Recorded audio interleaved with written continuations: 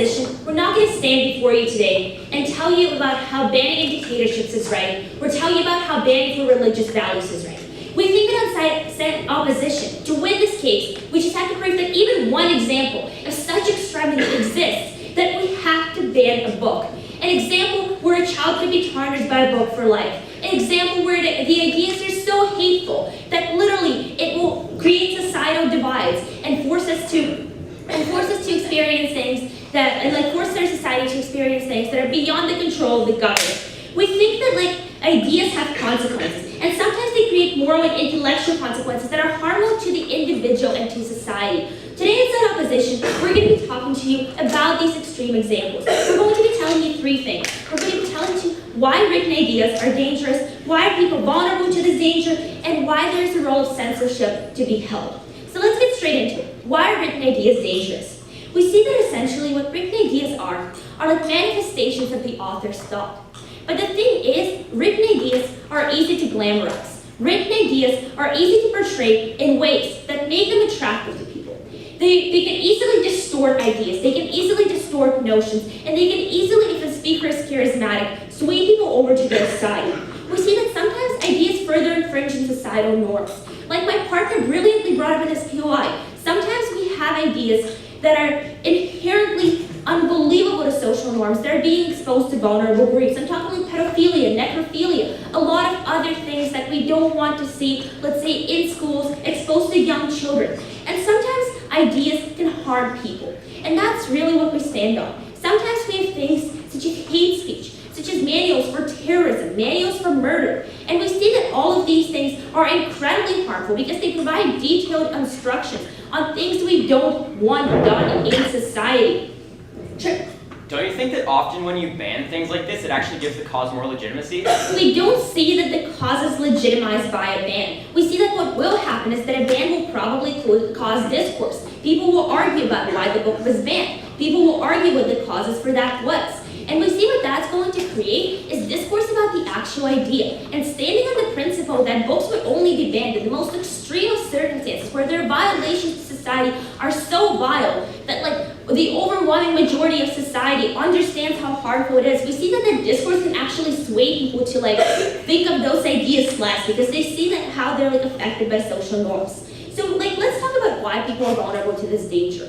The one group we want to focus on in particular are irrational actors. And those we want to split into two groups, children and people who already believe in these bad ideas. So first of all, let's talk about children. We see that particularly at a young age, children don't actually have a moral compass. A lot of the times their minds are not completely formed. They're not able to rationally decide what kind of basis they want to structure their ideas and lives on. And we see that what this does is a lot of the times children don't have the ability to decide whether what they're reading is good or bad. But because the ideas are glamorized, because the ideas are romanticized by the authors, a lot of the times they do sway children. And we see that that is something that the on-side opposition do not stand for. We see that a second group of irrational actors that this influences are books that already play into, as Ryan explained, other beliefs. And we see that the books that make that so dangerous are books like manuals, books like hate speeches that basically propagate the creation of a new idea and give people tools on how to enact their hatred.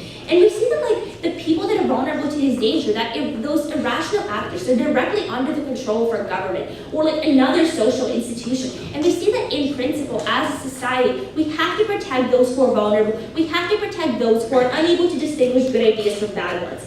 We see that what this does a lot of the time is that ideas increase adversariality in society. That a lot of the times ideas create divides, ideological divides, social divides, and those things we also don't want because we see that when people argue over ideas in a positive way, in a way where they discuss them and have discourse, that's one thing. But when we have manuals or when we have things that harm a child's psyche, these extreme cases, we see that we outside opposition have to ban them. And the final thing I want to talk to you about is why is censorship okay? Oh crap, I didn't get any time signals. Okay.